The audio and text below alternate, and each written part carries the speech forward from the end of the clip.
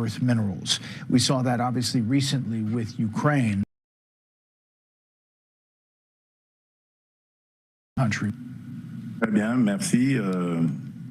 Thank you very much. Good evening to you. We are looking for partnerships, and we have established partnerships with many other countries, and we think the United States of America, given its role and influence around the world, is an important partner to have.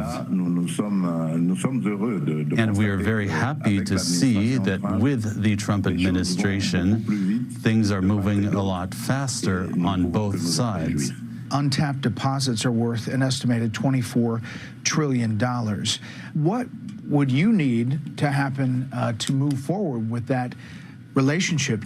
We want to extract these minerals, but also process them, as this would create a lot of jobs. And we want a partnership that will provide lasting peace and stability for our countries, which we need. It's a dangerous place, the Congo. How would a U.S. company guarantee safety on the ground? We can build our defense and security capabilities. And I think that the U.S. is able to use either pressure or sanctions to make sure that armed groups who are in the DRC can be kept at bay. Mr. President, the United States has been concerned about China's influence in Africa, particularly in the DRC. How would you manage this relationship with Beijing while maintaining ties with the U.S. that you obviously want to expand? Nature abhors a vacuum, as the saying goes.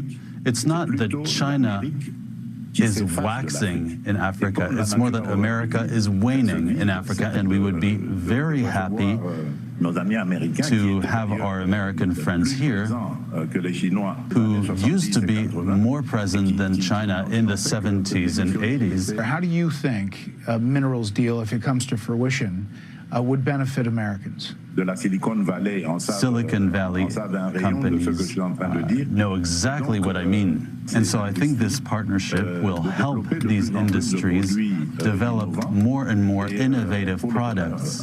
I want you to address, if you could, and talk about the fighting in eastern DRC, and how do you intend to resolve it? The DRC has a neighboring country called Rwanda, which about 30 years ago experienced a genocide.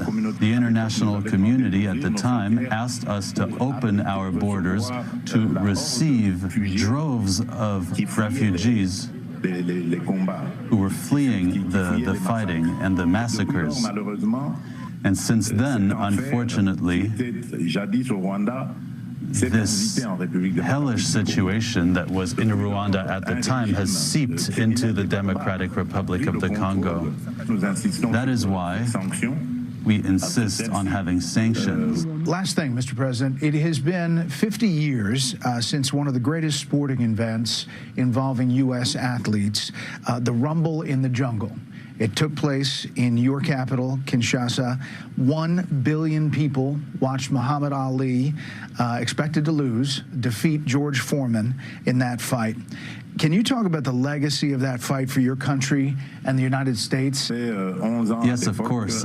We still remember this event really galvanized the people and had everybody's attention. They were training here, and every time they went somewhere, people knew about it. So we really experienced a boom thanks to that, this historic fight that really put our country on the map. We really have a lot to give. And all we ask is really for an opportunity to live in peace. Well, Mr. President, we appreciate the time, and we look forward to following all news out of the Congo and the DRC, and we'll follow this relationship with you and the U.S. Thank you very much, sir. Merci, merci, Mr. Bayer. Thank you very much, Mr. Baer. Thank you. Up next, the panel on our latest Fox polls, also how the Trump administration plans to counter legal challenges to its immigration